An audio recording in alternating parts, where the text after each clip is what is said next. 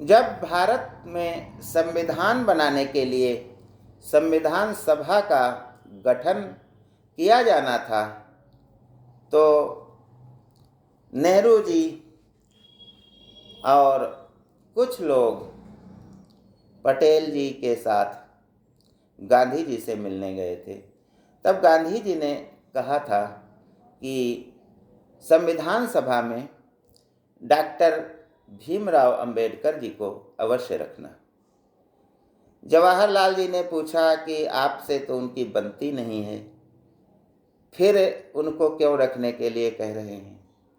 तब गांधी जी ने कहा था कि हमारी वैचारिक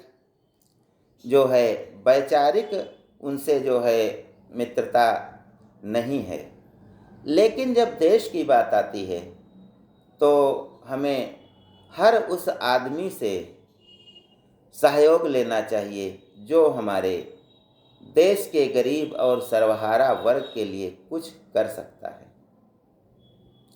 इसके अतिरिक्त उन्होंने एक बात और कही थी कि संविधान जब आप बना रहे होंगे तो हृदय में और मस्तिष्क में उस व्यक्ति का ध्यान अवश्य रखना जो भारत में जो जीवन यापन है उसके अंतिम पायदान पे हो, यानी सबसे गरीब व्यक्ति जो है उसको ध्यान में रखते हुए इस संविधान का निर्माण आपको करना है।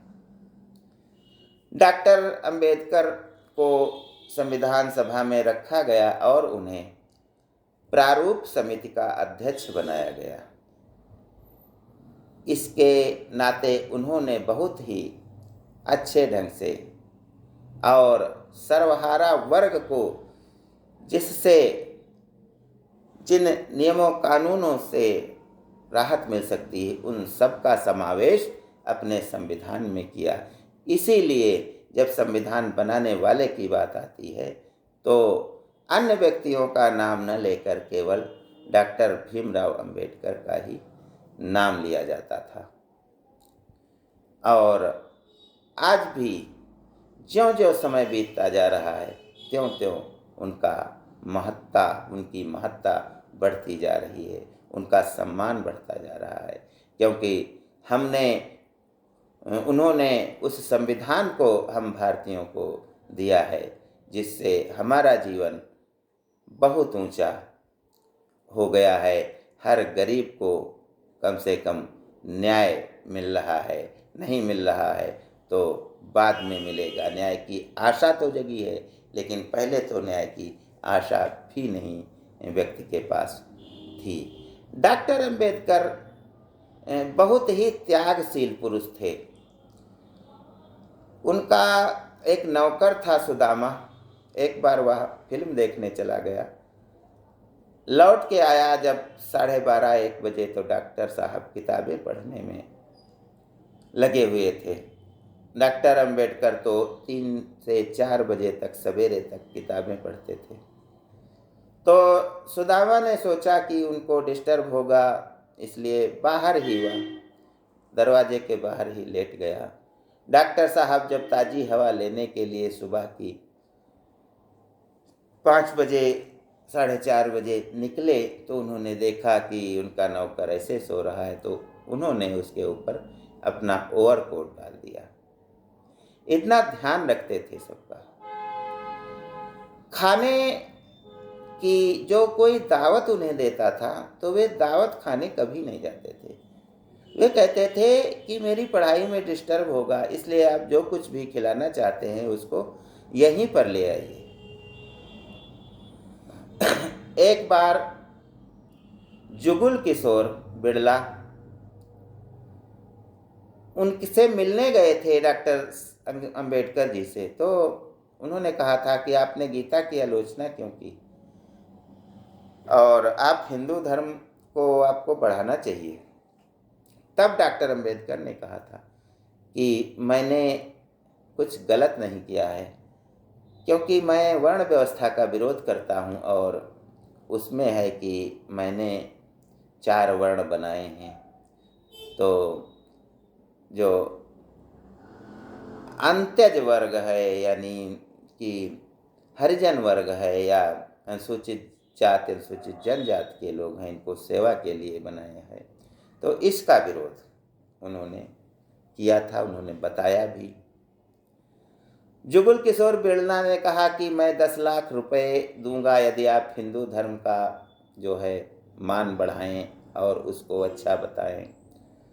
डॉक्टर साहब ने कहा कि आप रुपए ले जाइए, मैं बिकने वालों में से नहीं हूँ, मैं भारत के हर गरीब का हूँ और गरीब के अहित की जब कोई भी बात होगी तो मैं उसे नहीं मानूंगा, क्योंकि मैंने गरीबी और लोगों के प्रति जो अस्पृश्यता की भावना है उसको अपने इसी शरीर के साथ झेला है, लोगों के ताने सहे हैं, लोगों का अपने बर्तन में पानी न पीना, खाना न खिलाना, ये सब छुआछूत की भावना जो मैंने देखी है, तो इसलिए मैं इसके विरोध में हूँ, पैसे के लिए नहीं हूँ।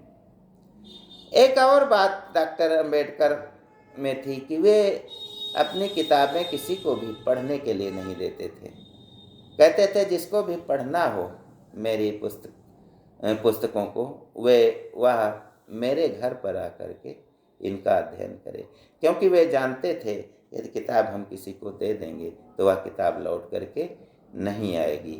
भारत के इतिहास में अभी तक ऐसी ही बातें होती रही हैं और हर व्यक्ति यदि उसने अपनी कोई कॉपी या किताब दी होगी तो कम से कम 60% मामलों में वे किताबें वापस नहीं आई होंगी। लोग चाहे जितना कहें, लेकिन किताबें कोई वापस नहीं करता है, क्योंकि जो मांग के ले जाता है वह अधिकतर उसको पढ़ता भी नहीं है।